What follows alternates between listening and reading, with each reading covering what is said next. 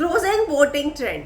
तो क्या कहते हैं क्लोजिंग वोटिंग ट्रेंड, किसका पत्ता कटेगा इस बार। और अब तो फिनाले वीक के बहुत पास है। यहाँ पर इस पूरे हफ्ते में जैसा गेम बदला है, पलटा है, अविनाश और कशिश के मुद्दे में बहुत सारे लोग एक्सपोज हो गए हैं।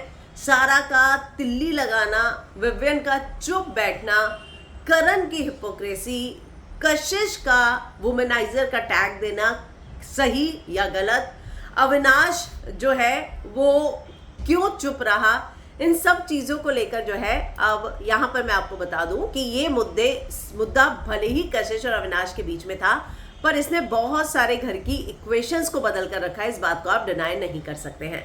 तो अब क्लोजिंग वोटिंग ट्रेंड की मैं बात करूं तो बॉटम में तो सारा मैडम ही बनी हुई हैं और अब सारा के बाहर आने का समय आ ही चुका है। मतलब अब इससे ज़्यादा सारा अगर इन कॉन्टेस्टेंट के बीच में टिकी तो इसका मतलब वाकई में ऐसा लगेगा कि मेकर्स बहुत ही ज़्यादा बायस्ड हैं।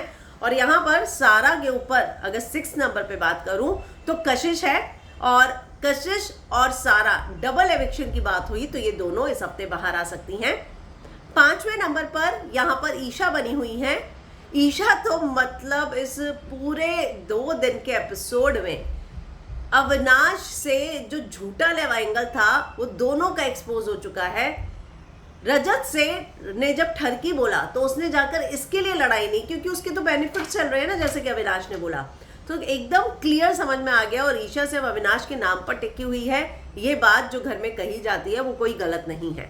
तो यहाँ 5th नंबर पर ईशा है, 4थे पर चाहत है, 3रे पर यहाँ अविनाश बने हुए हैं। अब बात करते हैं टॉप 2 की।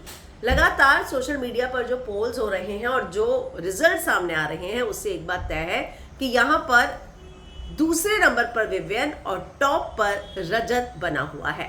डबल एविक्शन हुआ तो यहाँ 2 लोग कशिश सारा जा सकते हैं। सिंगल एविक्शन हुआ तो सारा का पत्ता इस हफ्ते इस घर से कट ही जाएगा। मैं तो बहुत सरप्राइज हूँ कि सारा इतने हफ्ते तक टिक कैसे गई भाई, क्योंकि सारा का कंट्रीब्यूशन देखा जाए तो बिल्कुल नहीं था। कई अच्छे लोग चले गए लेकिन सारा अभी भी घर के अंदर बैठी हुई है।